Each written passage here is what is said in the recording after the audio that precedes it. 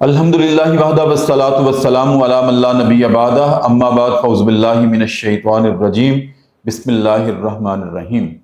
السلام علیکم ناظرین، بی او کیو ٹی وی چینل پر پروگرام آج کی صدائے قرآن کی 25ویں قسط لے کر ڈاکٹر محمد طاہر مصطفیٰ کی خدمت میں حاضر۔ ناظرین کرام، آج جو ہمارا سبق ہے وہ سورہ بقرہ کی آیت نمبر 43 ہے، جس میں ارشاد باری تعالیٰ ہے بسم اللہ الرحمن الرحیم وَأَقِیمُوا الصَّلَاةَ وَآتُوا الزَّکَاةَ وَارْکَعُوا مَعَ الرَّاکعِینَ، کہ نماز قائم کرو اور زکوٰۃ دیا کرو اور رکوع کیا کرو رکوع کرنے والوں کے ساتھ۔ ناظرین کرام، ایک ہی آیت ہے لیکن 3 احکام ہیں اس میں، اور انشاءاللہ ہم اسی ایک آیت پر 3 ہی پروگرام کریں گے، ہم اوور لک نہیں کریں گے، انشاءاللہ پوری تفصیل کے ساتھ آپ کو صدائے قرآن دیں گے۔ پہلا حکم آج کے سبق میں یہ ہے وَأَقِیمُوا الصَّلَاةَ، نماز قائم کرو۔ ناظرین کرام، یہ وہ حکم ہے کہ ہم اس پہ پہلے بھی بات کر چکے ہیں، لیکن قرآن کریم کا ایک اسلوب تکرار ہے۔ اہم بات کو اللہ رب العزت بھی انسان کو بار بار یاد دلاتا ہے، ہم بھی یاد دلاتے ہیں اپنے اعزاء کو، اقربا کو، دوستوں کو۔ کوئی اہم بات ہوتی ہے ہم یاد دلاتے ہیں بار بار کہ یہ کام کرنا ہے، یاد رکھنا۔ چونکہ کلام اللہ انسانی مزاج کے اعتبار سے اللہ رب العزت نے نازل کیا ہے ہمارے لیے، تو ہمارے مزاجوں کو بھی سامنے رکھا ہے، اور اسی اعتبار سے اللہ رب العزت نے اسلوب بیان کلام اللہ کا اختیار کیا ہے۔ تو آج ناظرین کرام، پہلے بھی بات ہوئی تھی کلام اللہ کے آغاز میں بھی، بسم اللہ الرحمن الرحیم الف لام میم ذالک الکتاب لا ریب فیہ ھدی للمتقین الذین یؤمنون بالغیب ویقیمون الصلاۃ، وہاں بھی نماز کے قائم کرنے کی بات ہوئی تھی، اور ہم نے اس وقت بھی بڑی تفصیل کے ساتھ یہ بات کی تھی، لیکن آج تکرار کے ساتھ دوبارہ یہ حکم ہوا ہے تو ہم دوبارہ اس پہ بات کریں گے، اور یہی بات کریں گے سب سے پہلے کہ نماز کے قائم کرنے کا حکم ہے۔ کہیں بھی کلام اللہ میں نماز پڑھنے کا حکم نہیں ہے کہ نماز پڑھا کرو، نہیں، نماز قائم کرو۔ اقیم الصلاۃ، اقیم الصلاۃ ویقیمون الصلاۃ، ہر زاویے سے قائم کرنے کا حکم ہے۔ تو آج ہمارے مہمان جو کل تشریف لائے تھے، جید عالم دین، حافظ القرآن، قاری القرآن، پی ایچ ڈی اسکالر، اور ماشاءاللہ قرآن میں اللہ رب العزت نے ان کو رسوخ عطا کیا ہے، بیت القرآن کے محقق ہیں جناب مولانا اکرم محمدی۔ ہم ان سے گزارش کریں گے آج کہ اس بات کو ذرا مزید کھولیں ہمارے لیے کہ نماز پڑھنے میں اور قائم کرنے میں آخر فرق کیا ہے۔ ہم نے یہ کبھی کسی سے نہیں پوچھا کہ نماز قائم کر لی، یہی پوچھتے ہیں پڑھ لی۔ تو قرآن کے اس حکم میں اور ہمارے اسلوب بیان میں تضاد کیوں ہے، اس پہ ہم گفتگو کریں گے۔ چلتے ہیں مولانا اکرم محمدی کی طرف۔ السلام علیکم ورحمۃ اللہ۔ وعلیکم السلام ورحمۃ اللہ وبرکاتہ۔ کیسے مزاج؟ بہت شکریہ سر، الحمدللہ، جیتے بارک رہیں۔ اللہ فیکم۔ بڑا اہم حکم ہے، سورہ بقرہ کی آیت نمبر 43 ہے، آج ہمارا سبق ہے، اور جیسے میں نے عرض کیا کہ 3 احکام ہیں اس میں۔ جی بالکل، نماز قائم کرو، واقیموا الصلاۃ وآتوا الزکاۃ وارکعوا مع الراکعین۔ ہم تینوں پہ الگ الگ بات کریں گے۔ انشاءاللہ۔ تو جیسے میں نے عرض کیا اپنے مقدمے میں، مولانا اس کی آج آپ بھی وضاحت کیجئے گا ہمارے ناظرین کے لیے۔ ہم کہتے ہیں نماز پڑھ لی، میں نے پڑھ لی، کبھی کسی سے نہیں پوچھا نماز قائم کر لی، نہ کسی نے کہا ہاں میں نے قائم کر لی۔ قرآن نے بار بار یہی تکرار کے ساتھ کہا ہے، تو نماز پڑھنے میں اور قائم کرنے میں فرق کیا ہے؟ جی استاد محترم، اس میں یقیناً بہت بڑا فرق ہے۔ پڑھنے کا حکم واقعی اللہ مالک الملک نے مومنین حضرات کو نہیں دیا، صحیح، صرف نبی علیہ الصلاۃ والسلام کو جو ہے کہا ہے فصلی لربک وانحر، سورہ الکوثر میں صرف نبی علیہ السلام کو کہا ہے، مومنین کو مخاطب نہیں کیا اس حکم سے۔ مومنین کے لیے یقیمون الصلاۃ، اقاموا یہ بھی آپ الصلاۃ، نے مقیم الصلاۃ، جی یہ 3 قسم کے الفاظ آئے ہیں، اور تینوں کا معنی نماز قائم کرنا ہے۔ اچھا، یہ آپ نے بڑی نئی وضاحت کی ہے جی جی کہ صرف نبی محتشم صلی اللہ علیہ وسلم کو نماز پڑھنے کا حکم دیا، جی جی، مومنین کو فصلی لربک وانحر، نماز پڑھنے کا حکم مومنین کو نہیں دیا، امت کو نہیں دیا۔ امت کو نہیں دیا۔ واہ واہ واہ، ایک نئی بات ہے جی۔ جی، اور دوسرا جو مومنین کے لیے الفاظ ہیں وہ 3 قسم کے ہیں۔ اچھا، یقیمون الصلاۃ، اقام الصلاۃ، مقیمین الصلاۃ، اور یہ چوتھا لفظ ہے اقیم الصلاۃ۔ اچھا، ان چاروں میں قسم بھی کے فرق ہے؟ الفاظ، جی چاروں میں فرق ہے۔ اچھا، کہیں جو ہے وہ خبر دی جا رہی ہے، کہیں حکم دیا جا رہا ہے، کہیں صفت بیان کی جا رہی ہے، مختلف انداز ہے۔ تو اس کا اصل استاد محترم جو مفہوم ہے وہ نہ تو کسی قرآن کی آیت میں واضح ہے جی، اور نہ ہی حدیث میں واضح ہے۔ اچھا، تو علماء، مفکرین، محدثین نے مختلف باتیں قرآن حدیث سے جمع کر کے اس کو سمجھنے کی کوشش کی ہے۔ سب سے پہلی بات جو نماز کو قائم کرنے میں شامل ہوتی ہے وہ یہ ہے، وہ صحیح بخاری کی حدیث ہے، صلو کما رأیتمونی اصلی۔ امام کائنات صلی اللہ علیہ وسلم نے بذات خود ارشاد فرمایا نماز اس کہ طرح سے نماز پڑھو ایسے پڑھو جیسے مجھے میں پڑھتے ہوئے دیکھتے۔ دیکھتے ہوں۔ اس کا واضح مطلب یہ ہوا کہ نماز اللہ کے ہاں وہ قبول ہوگی جو سنت رسول کے عین مطابق ہو۔ سبحان اللہ، بالکل ٹھیک۔ یہ قائم کرنے میں پہلی چیز ہے اچھا، کہ نماز کو سنت کے عین مطابق پڑھنا ہے۔ دوسری چیز، نماز کو وقت پر پڑھنا ہے۔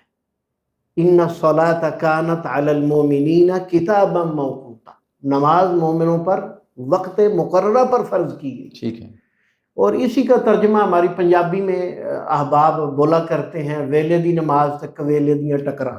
ٹھیک ہے، یہ اسی آیت کا ہی ترجمہ ہے کہ نماز کو ٹائم پر پڑھنا ہے، کہ شریعت نے 5 اوقات دیے ہیں، آغاز بھی دیا ہے، انتہا بھی دیا ہے، اس کے درمیان میں نماز کا وقت ہے۔ ٹھیک ہے، تو تیسری بات جو اس میں شامل ہوتی ہے کہ وہ جو نماز آپ نے پڑھنی ہے وہ با جماعت مسجد میں مرد حضرات نے پڑھنی، خواتین اور بچے، نابالغ بچے گھر میں یہاں پر پڑھیں۔ میرا ایک سوال پہلے بھی تھا اور آج میں آپ سے بھی کروں جی گا۔ جی فرمائیے۔ ابھی کر دوں؟ جی ابھی کر دیجیے۔ آپ نے کہا کہ مردوں کے لیے جی لازمی ہے کہ باجماعت مسجد میں نماز پڑھیں۔ جی بالکل۔ اقیم الصلاۃ کے حکم میں کیا خواتین شامل نہیں ہیں؟ انہوں نے نماز قائم کرنی ہے لیکن باجماعت مسجد میں ادا نہیں کرنی۔ اس حوالے سے آپ کو میں ایک خاص حدیث سنانا چاہوں گا۔ نبی علیہ الصلوۃ والسلام نے فرمایا کہ عورت کے لیے نماز گھر کے اندر اور گھر میں سے بھی آخری کمرہ جو اندر کی طرف ہے وہاں ادا کرے گی تو زیادہ افضل ہے، اور مرد کے لیے پہلی صف، مرد کے لیے پہلی صف مسجد میں۔ اور اس میں حکمت یہ ہے کہ گھر کے اندر آخری کمرہ تاکہ پردہ رہے، پردہ رہے، چونکہ نماز میں رکوع و سجود کرنا ہے جی جی تو گھر میں محرم اور نامحرم رشتے ہوتے ہیں، جی تو ان سے بہرحال حفاظت کے ساتھ نماز حفاظت کے ساتھ نماز پڑھی ہے۔ 3 باتیں ہوں گی۔ چوتھی بات جو ہے وہ خاص طور پر جو نماز سے بڑا گہرا تعلق رکھتی ہے، وہ 18ویں پارے کے آغاز میں مالک الملک نے مومنین کی صفات میں ذکر کیا ہے کہ میرے مومن بندے وہ ہوتے ہیں فی صلاتہم خاشعون، نماز میں خشوع خضوع۔ خشوع اور خضوع دونوں لفظ عربی زبان کے ہیں اور ہماری زبان میں ان کو سمجھانا تھوڑا مشکل ہوتا ہے۔ اردو زبان میں ہم یہ کہہ سکتے ہیں کہ جب آپ نماز ادا کر رہے ہیں تو آپ کا دل، دماغ اور آپ کی پوری توجہ اللہ مالک الملک کی طرف ہونی چاہیے، اور آپ کے اعضاء سے نظر آئے کہ آپ مالک الملک کے سامنے کھڑے ہیں، عاجزی اختیار کیے ہوئے ہیں۔ یہ خشوع اور خضوع کا معنی ہے، یعنی تھوڑا جھک کے کھڑا ہونا ہے، اکڑ کے کھڑا نہیں ہونا، جھک کے کھڑا ہونا۔ یہ تھوڑا سا دائیں ہاتھ کو بائیں ہاتھ پر رکھ کر یہ نیچے کریں گے، اپنے سر کو تھوڑا جھکائیں گے تاکہ عاجزی محسوس ہو۔ اچھا مولانا، یہاں ایک اور وضاحت فرما دیں، جی بات تو چل رہی ہے میں اس نماز بات کی۔ کو اگر پورا کر جی، لوں جی، تو یہ کر لیں۔ ہاں جی، تو اس میں جو 5ویں اور آخری بات ہے خشوع اور خضوع کے علاوہ کہ عاجزی انکساری کے ساتھ، توجہ کے ساتھ جو ہے نا نماز پڑھی جائے، اور 5ویں اور آخری بات اس میں جو شامل ہوتی ہے قائم کرنے میں وہ یہ ہوتی ہے کہ صرف خود نہیں پڑھنی، آپ کی بیوی، آپ کے بچے، آپ کے ماتحت ملازم، دوست احباب، رشتہ دار جن کے آپ کفیل ہیں، ان سب کو نماز پڑھانا بھی آپ کی ذمہ جن داری ہے، کے آپ مکلف ہیں، جن کے آپ مکلف ہیں، جن کے آپ اخراجات اٹھا رہے ہیں، وہ بیوی ہے، بچے ہیں، وہ آپ کے گھر کے افراد ہیں، وہ ملازم ہیں، یا ان کو آپ فیکٹری اونر ہیں تو جتنے ملازم آپ کے پاس کام کرتے ہیں، ان سب کی نماز کے بھی اہتمام آپ کے ذمہ۔ جن کی رعیت آپ کے پاس، جی جی بالکل ایسے۔ کلکم رائن وکلکم ہاں جی، مسئول عن رعیتی۔ جی بالکل۔ اچھا، یہ 5 چیزیں آپ یہ نے 5 چیزیں مکمل ہوتی ہیں تو نماز قائم ہوتی اگر چھٹی ایک چیز میں آپ کی اجازت سے شامل کرنا جی چاہوں آپ ضرور کریں نماز کے قائم کرنے کے حکم میں، جی میرے فہم اور ادراک میں نماز قائم کرنے سے مراد یہ بھی ہے، آپ نے بہت واسٹ سینیریو اس کا بیان کر دیا، ایک پیکج دے دیا جی جی آپ نے، جی 5 چیزیں اس پیکج میں آئیں گی تو نماز کو قائم کرنا بنتا ہے۔ جی جی اچھا، میں سمجھتا ہوں کہ جب ہم کہتے ہیں الصلاۃ عماد الدین، جی جی نماز دین کا ستون ہے، ٹھیک ہے؟ جی بالکل اچھا، اب ستون، نماز اگر ستون ہے اور دین کا ستون ہے، دین کی اپلیکیشن صرف مسجد میں نہیں ہے، سب سے پہلے میرے 5-6 فٹ کے جسم کے اوپر ہے، بالکل بجا فرمائیں، اور پھر اس کے بعد پوری کل کائنات پہ ہے، زمین و آسمان پہ ہے، انفس و آفاق پر ہے بالکل ایسے دین کی اپلیکیشن۔ اچھا، اب نماز اس دین کا ستون ہے جس کا تعلق میرے انفس یعنی کہ نفس سے اور آفاق سے بالکل ہے۔ صلاۃ عماد ہے، ستون ہے، ستون کا کام کیا ہوتا ہے؟ قائم رکھنا عمارت کو، بالکل ایسے بالکل ایسے قائم رکھتا ہے نا۔ حقیقت اگر ستون جس نے کہ زمین سے لے کر چھت تک وہ ستون ہوتا ہے، اس کے دونوں سرے، اگر درمیان میں گیپ آ جائے اس ستون کے 1 انچ نہیں، وہ 1 انچ کا بھی 10واں 12واں حصہ جس کو ہم کیا کہتے ہیں؟ پوائنٹ کہیں پوائنٹ کہتے ہیں، پوائنٹ ون ہاں ٹو پوائنٹ 1-2، اگر اتنا بھی گیپ آ جائے، نہ وہ ستون قائم رہے گا نہ نہ عمارت قائم عمارت رہے قائم رہے گی۔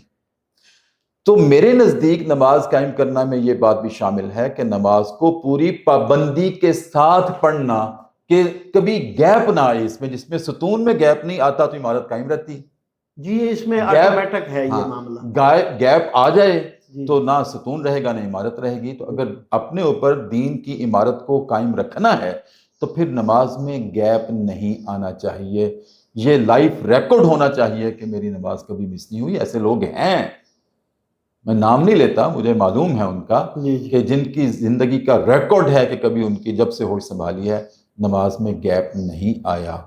ان میں بڑے اکابر بھی ہیں اور آج بھی جی ہمارے چلتے ہر پھرتے دور ہیں، میں ہر ہوتے دور ہیں، میں ہوتے ہیں۔ عظیم ہستیاں تو میرے نزدیک نماز قائم کرنے کی بنیاد یہ ہے، اور اس کے اوپر عمارت اور تزئین و آرائش وہ ہے جو آپ نے بیان کی۔ بالکل ٹھیک ہے بارک اللہ فیک۔ ٹھیک، اسی پہ ہم اکتفا کرتے ہیں، جی بالکل اتفاق، اور انشاءاللہ کل کے پروگرام میں انشاءاللہ اگلی بات کریں گے، اور آپ کو اب ہم زحمت دیتے رہیں گے انشاءاللہ۔ ناظرین کرام، نماز کے قائم کرنے کی بات ہوئی، اور میں آخر میں ایک بات اور بھی عرض کر دوں۔ اللہ رب العزت نے یہ جو عبادات کا نظام رکھا ہے اپنے ساتھ تعلق کو قائم کرنے کے لیے، خالق اور مخلوق کے تعلق کو مضبوط، اور اسی مضبوطی کے لیے یہ ستون اللہ رب العزت نے ہمیں دیا ہے کہ یہ ستون قائم رہے گا تو میرا تعلق کی عمارت بھی قائم رہے گی۔ یہ ستون میں گیپ آ گیا 1 پوائنٹ کا، نہ ستون رہے گا، نہ تعلق رہے گا، نہ عمارت رہے گی۔ دیکھیں، نماز وہ عبادت ہے کہ اس کے علاوہ جتنی عبادات اللہ رب العزت نے ہمارے اوپر عائد کی ہیں ان میں سے آپ دیکھ لیں، روزہ ہے، روزے کے لیے شرط کیا ہے؟ استطاعت کی۔ اگر آپ مقیم ہیں، گھر میں ہیں، بیمار نہیں ہیں تو آپ روزہ رکھ لیں۔ اگر بیمار ہیں، استطاعت نہیں روزہ رکھنے کی، مؤخر کر دیں، چھوڑنے کی اجازت نہیں ہے، مؤخر کر دیں، بعد میں رکھ لیں، ایام معدودات، وہ گنتی کے دن بعد میں پورے کر لیں، استطاعت ہے۔ زکوٰۃ کون دے گا؟ جو مالی طور پر استطاعت رکھتا ہے۔ اگر استطاعت نہیں ہے، ساری عمر استطاعت نہیں ہے زکوٰۃ دینے کی، تو نہ دیں، کوئی گناہ نہیں ہے۔ نبی کریم صلی اللہ علیہ وسلم نے زندگی بھر کبھی زکوٰۃ ادا نہیں کی تھی، کیونکہ انہوں نے کبھی اپنے اوپر اتنا مال جمع ہی نہیں کیا تھا کہ زکوٰۃ واجب ہوتی۔ یہ تو مال جمع کریں گے تو واجب ہوگی نا۔ اس طرح سے حج ہے، وَلِلَّهِ عَلَى النَّاسِ حِجُّ الْبَيْتِ مَنِ اسْتَطَاعَ إِلَيْهِ سَبِيلًا، جو اللہ کے گھر تک آنے جانے کی مالی اور جسمانی طور پر استطاعت رکھتا ہے تو حج کرے، نہیں رکھتا نہ کرے، کوئی گناہ نہیں ہے۔ لیکن جب نماز کی باری آتی ہے، وہی بات جو ہم نے یہاں بھی کی ہے، تو اس کو قائم رکھنے کے لیے لازمی ہے، آپ بیمار ہوں، آپ سفر میں ہوں، آپ گھر میں ہوں، آپ مسافر ہوں، کچھ بھی ہو جائے، پانی نہ ملے تیمم کر لیں، لیکن نماز میں گیپ نہیں آنا چاہیے، تب قائم ہوگی، اور تب یہ روح قرآن کی تنفیذ ہوگی ہمارے اوپر۔ تو ناظرین کرام، کسی بھی صورت میں ہم پھر اس پہ تفصیل سے بات کریں گے کہ بیمار ہیں تو نماز کیسے پڑھنی ہے، مسافر ہیں تو کیسے پڑھنی ہے، لیکن کسی بھی صورت میں نماز کی معافی نہیں ہے، سوائے خواتین کو اپنے ایام مخصوص میں ان کو اللہ رب العزت نے رعایت دی ہے، اس کی قضا بھی نہیں ہے۔ لیکن اس کے علاوہ کسی کے لیے جو بالغ ہیں، مرد ہیں، جوان ہیں، بوڑھے ہیں، کسی بھی عمر کے ہیں، ان کے لیے نماز کو چھوڑنے کی، ترک کرنے کی اجازت نہیں ہے۔ اسی کے ساتھ ناظرین کرام ہمارا آج کا پروگرام اپنے اختتام کو پہنچتا ہے۔ کل انشاءاللہ پاکستانی وقت کے مطابق رات 8 بجے دوبارہ نئے سبق کے ساتھ آپ کی خدمت میں حاضر ہوں گے۔ ابھی تک اگر آپ نے ہمارا چینل سبسکرائب نہیں کیا تو ضرور کر لیجئے گا، اور اس میں سے جو نور آپ کو حاصل ہوتا ہے اس کو لائک اور شیئر بھی ضرور کیجئے گا۔ اپنے میزبان ڈاکٹر محمد طاہر مصطفیٰ کو اجازت، بہت خیال رکھیے، اللہ حافظ۔